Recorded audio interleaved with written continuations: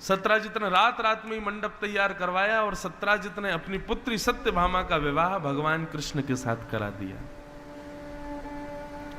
मणि लेकर के आया दहेज में देने के लिए। भगवान बोले दूर, ये मणि मेरे पास मत लाओ, इसको दूर रखो मेरे से। ठाकुर जी ने दहेज नहीं लिए। बंधुओं, दहेज क्या होता है? दहेज प्रथा क्या है? पिता की दो प्रकार की संपत्ति होती है, चल और अचल।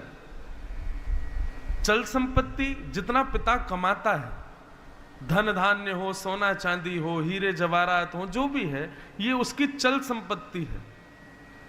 और लैंड खरीदना, खेत खरीदना, घर बनाना, ये सारी उसकी अचल संपत्ति है। शास्त्राज्ञानुसार अचल संपत्ति पर अधिकार बेटे का होता है और चल संपत्ति पर अधिकार बेटी का होता है। इसलिए जब बेटी का विवाह किया जाता है तो पिता अपनी चल संपत्ति में से जितना चाहे उतना अपनी बेटी को देता है, क्योंकि चल संपत्ति पर अधिकार है उसका। लेकिन ये दूषित कैसे हो गई दहेज प्रथा? ये तीसरा बीच में आ गया, जमाई। वो रिक्वायरमेंट बताता है अपनी, इतना चाहिए, जे चाहिए, ये देना पड़ेगा, इतना तो करना ही पड़ेगा। वहीं पर ये दहेज प्रथा पूरी बर्बाद हो जाती। लड़का के पक्ष वालों को तो बोलने का अधिकार ही नहीं है बीच में, वो कुछ कह ही नहीं सकते। यहां पिता और पुत्री की बात है।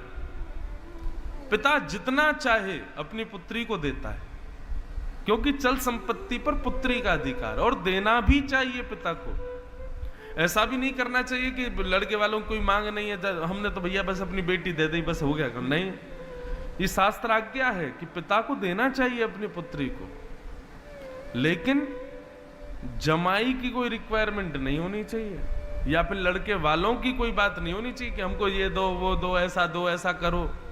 ये नहीं है दहेज प्रथा। दहेज प्रथा में तो चुपचाप पिता अपनी पुत्री को देता है।